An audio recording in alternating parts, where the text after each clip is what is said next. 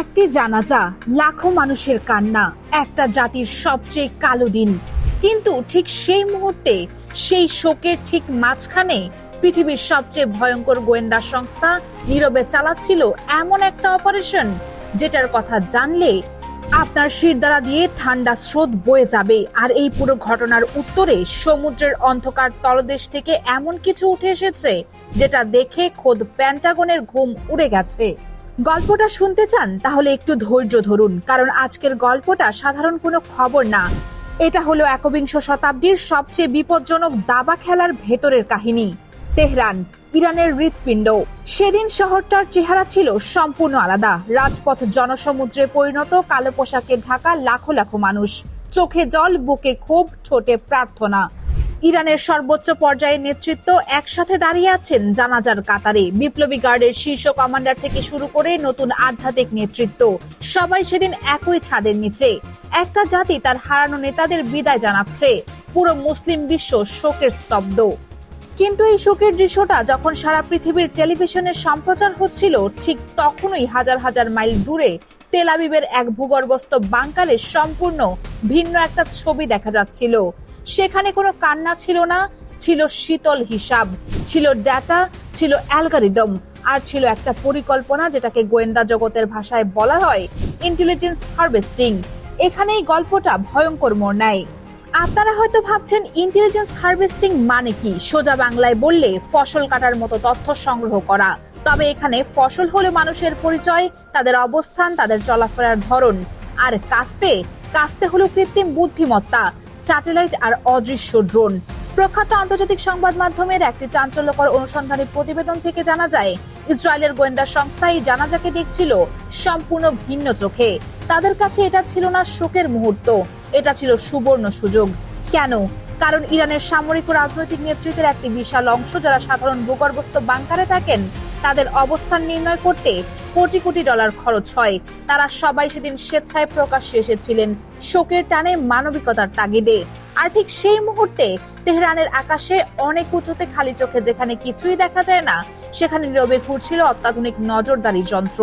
উন্নত প্রযুক্তির ক্যামেরা মিলি সেকেন্ড মুখ চিনে নিচ্ছিল, হাঁটার ভঙ্গি বিশ্লেষণ করছিল, মোবাইল ফোনের সংকেত থেকে জিপিএস স্থানাঙ্ক লক করে নিচ্ছিল। প্রতিটি গুরুত্বপূর্ণ ব্যক্তির একটি করে ডিজিটাল প্রোফাইল তৈরি হচ্ছিল, যেটাকে সামরিক পরিভাষায় বলা হয় টার্গেটিং প্যাকেজ। সহজ কথায় বলতে গেলে, সেদিন জানাজায় দাঁড়ানো প্রতিটি নেতা নিজের অজান্তেই ঢুকে গিয়েছিল একটি অদৃশ্য মৃত্যু তালিকায়। ভবিষ্যতে যে কোনো মুহূর্তে, যে কোনো জায়গায় তাদের উপর নির্ভুল আঘাত হানার পূর্ণ প্রস্তুতি সম্পন্ন হচ্ছিল সেই শোক সবার আড়ালেই। কিন্তু গল্পটা এখানেই শেষ হয়নি, বরং এখান থেকেই আসল ঝড় শুরু। ঠিক এই সময়ে যখন পর্দার আড়ালে এই নীরব অপারেশন চলছিল, তখন মার্কিন প্রেসিডেন্ট একটি বিস্ফোরক মন্তব্য করে বসলেন। তার কথাগুলো ছিল রীতিমতো শ্বাসরুদ্ধকর। তিনি প্রকাশ্যে বললেন, জানাজায় সবাই একসাথে ছিল, আমরা চাইলে এক আঘাতেই পুরো নেতৃত্ব শেষ করে দিতে পারতাম। একটু থামুন, কথাটা আরেকবার ভাবুন।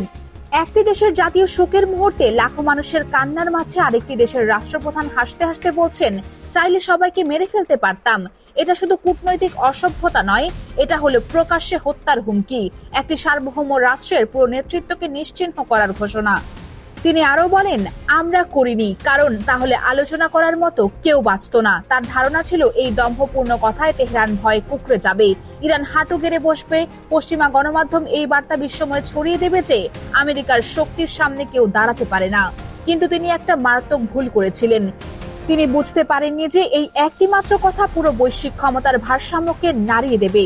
তিনি জানতেন না যে তার এই উক্তির প্রতিধ্বনি পৌঁছে যাবে বেইজিং এর নিষিদ্ধ নগরী থেকে শুরু করে পিয়ংইয়ং এর সামরিক বাংকার পর্যন্ত।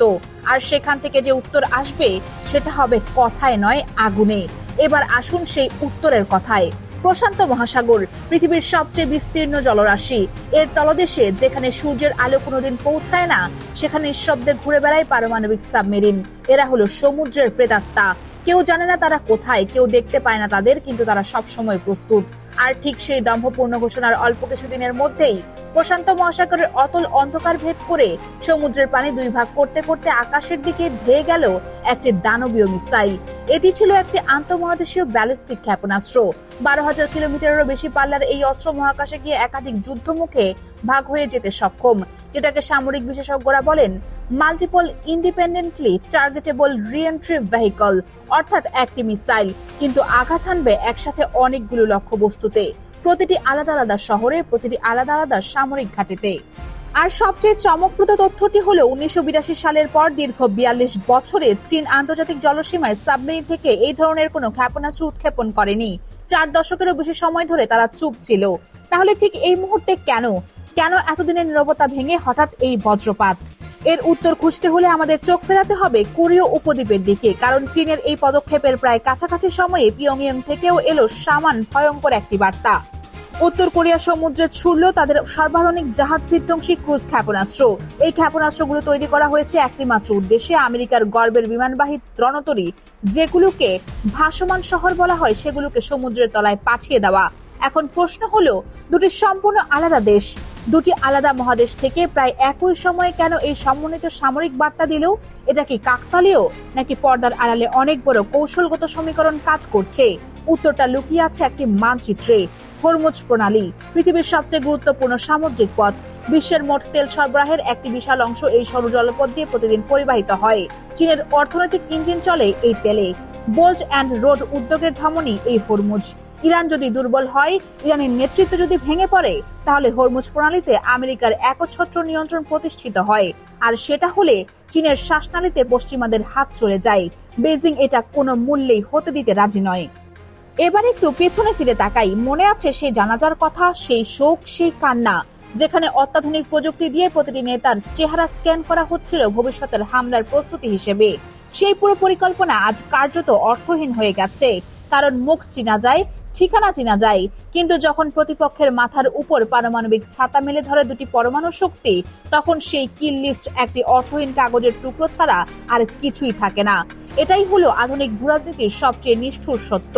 প্রযুক্তি যতই উন্নত হোক, গোয়েন্দা তথ্য যতই নিখুঁত হোক, যখন পারমাণবিক ভারসাম্য জড়িয়ে যায় তখন সবকিছু বদলে যায়, সব হিসাব উলটপালট হয়ে যায়। আমেরিকার দম্ভ ছিল একটি গুলিতে পুরো নেতৃত্ব শেষ, কিন্তু বাস্তবতা হলো সেই একটি গুলি চালানোর পরিণতি হতে পারে এমন একটি শিকল বিক্রিয়া যেটা পুরো সভ্যতাকে গ্রাস করতে পারে। আর এই বাস্তবতাটাই সমুদ্রের তলদেশ থেকে ভেসে ওঠা সেই ক্ষেপণাস্ত্র পরিষ্কার ভাষায় জানিয়ে দিয়েছে। এই পুরো ঘটনার একটি গভীরতর মাত্রা আছে যেটা অনেকেই হয়তো লক্ষ্য করেননি। বিশ্বের ক্ষমতায় কেন্দ্র ধীরে ধীরে সরে যাচ্ছে। গত কয়েক দশকে যে একক পরাশক্তির ধারণা টিকেছিল সেটা আজ ভেঙে পড়ছে। একটি দেশ আর একা পুরো বিশ্বকে নিয়ন্ত্রণ করতে পারছে না। আর এই পরিবর্তনটা সবচেয়ে স্পষ্টভাবে দেখা যাচ্ছে মধ্যপ্রাচ্যের এই রণাঙ্গনে, যেখানে আঞ্চলিক একটি সংঘাতকে কেন্দ্র করে পারমাণবিক শক্তিধর দেশগুলো মুখোমুখি দাঁড়াচ্ছে। এটা শুধু ইরান বনাম ইসরায়েলের গল্প নয়, এটা হলো পুরনো বিশ্ব ব্যবস্থার বনাম নতুন বিশ্ব ব্যবস্থার লড়াই। তাহলে সামনে কি অপেক্ষা করছে কেউ নিশ্চিত করে বলতে পারে না। তবে একটি বিষয় পরিষ্কার, শোকসভায় গুপ্তচর বৃত্তি, প্রকাশ্যে হত্যার হুমকি, আর তার জবাবে সমুদ্রের তলদেশ থেকে পারমাণবিক ক্ষেপণাস্ত্রের উত্থান। এই তিনটি ঘটনা মিলিয়ে যে ছবিটা তৈরি হয় সেটা অত্যন্ত ভয়ঙ্কর। এটা বলছে পৃথিবী এখন এমন একটি সন্ধিক্ষণে দাঁড়িয়ে আছে যেখানে একটি ভুল সিদ্ধান্ত, একটি মাত্র ভুল পদক্ষেপ সবকিছু বদলে দিতে পারে চিরতরে। এখন প্রশ্ন আপনাদের কাছে, জানাজার পবিত্র মুহূর্তে গোয়েন্দা অপারেশন চালানো, প্রকাশ্যে গণহত্যার হুমকি দেওয়া, আর তার উত্তরে পারমাণবিক ক্ষেপণাস্ত্র ছোড়া, এই পুরো চক্রটা কি প্রমাণ করে না যে বিশ্বের ক্ষমতার ভরকেন্দ্রে একটি বিশাল পরিবর্তনের মুখে? এই ভূরাজনৈতিক দাবা খেলায় শেষ পর্যন্ত কার জয় হবে, নাকি এই খেলায় কোনো বিজয়ী থাকবে না? কমেন্ট বক্সে আপনার বিশ্লেষণ জানান। আপনি কি মনে করেন, এই পরিস্থিতি কি তৃতীয় বিশ্বযুদ্ধের দিকে এগিয়ে যাচ্ছে, নাকি এটা শুধুই শক্তি প্রদর্শন? সত্যিকারের ভূরাজনৈতিক বিশ্লেষণ পেতে চ্যানেলটি সাবস্ক্রাইব করে রাখুন। দেখা হবে পরবর্তী বিশ্লেষণে। ততদিন সচেতন থাকুন, সতর্ক থাকুন, নিরাপদে থাকুন।